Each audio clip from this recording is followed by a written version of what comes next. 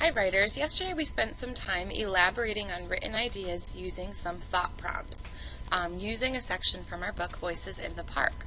Today we're going to take a look at part 3 and look at the next voice in our book.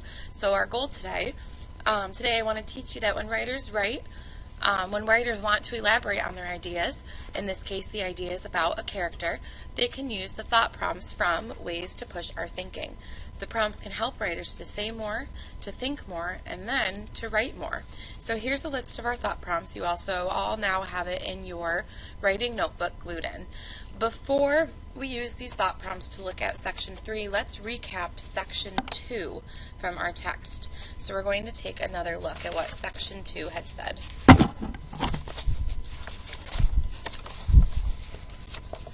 Second voice. I needed to get out of the house, so me and Smudge took the dog to the park. He loves it there. I wish I had half the energy he's got.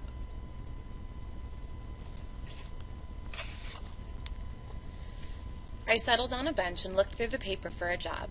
I know it's a waste of time, but you've got to have some hope, haven't you? Then it was time to go. Smudge cheered me up. She chattered happily to me all the way home.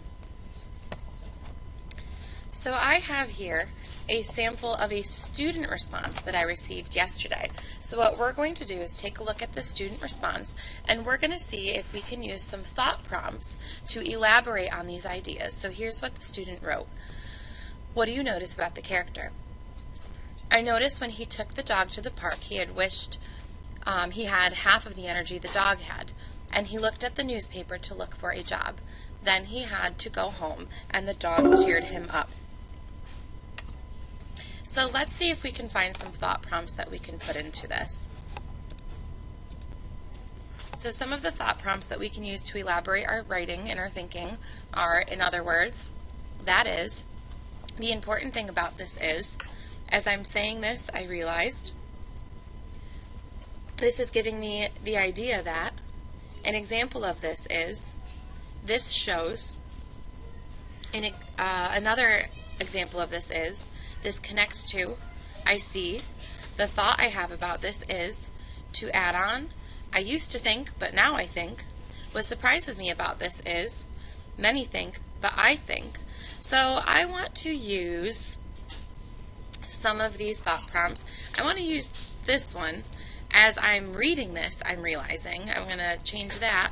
And I also want to use in other words. So that's one we have. Here's the first one here. I want to use in other words. So let me go back to this.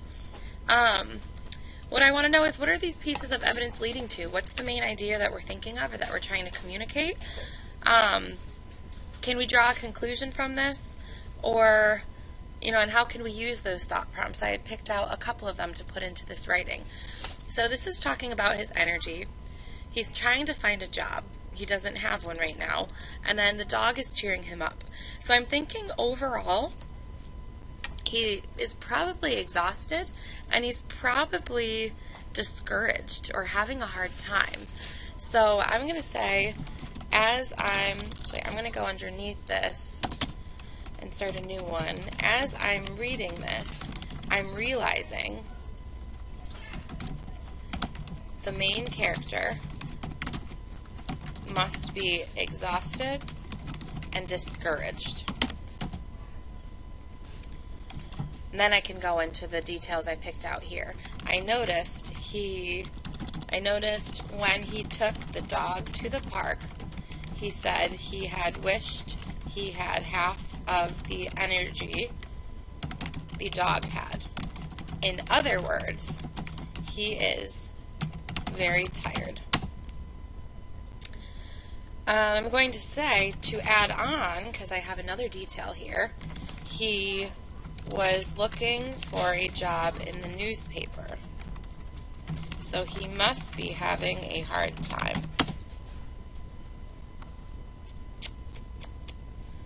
And then I can wrap it up there. Luckily, when he went home, his dog cheered him up. So similar ideas, but really all I've done from this response to the second response is I've elaborated a little bit more, and I used a few more thought prompts. This one didn't have any thought prompts yet. So I'm going to submit this. Here's my Google form response. And what you're going to do is that same thing with voice 3.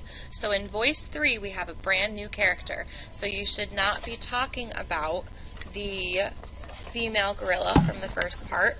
You should not be talking about the male gorilla from the second part. Let's see who our third character will be. Third voice. I was at home on my own again. It's so boring. Then my mother said that it was time for our walk.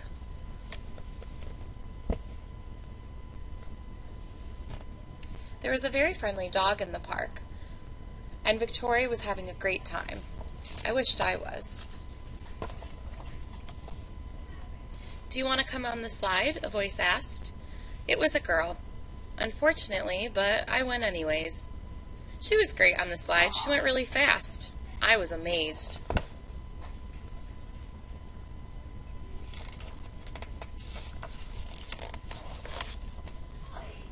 The two dogs raced around like old friends. The girl took off her coat and swung on the climbing bars, so I did the same. I'm good at climbing trees, so I showed her how to do it. She told me her name was Smudge. A funny name, I know, but she's nice. Then my mother caught us talking together, and I had to go home.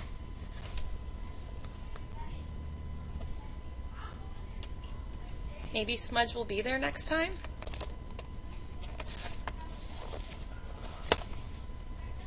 So there is our section 3.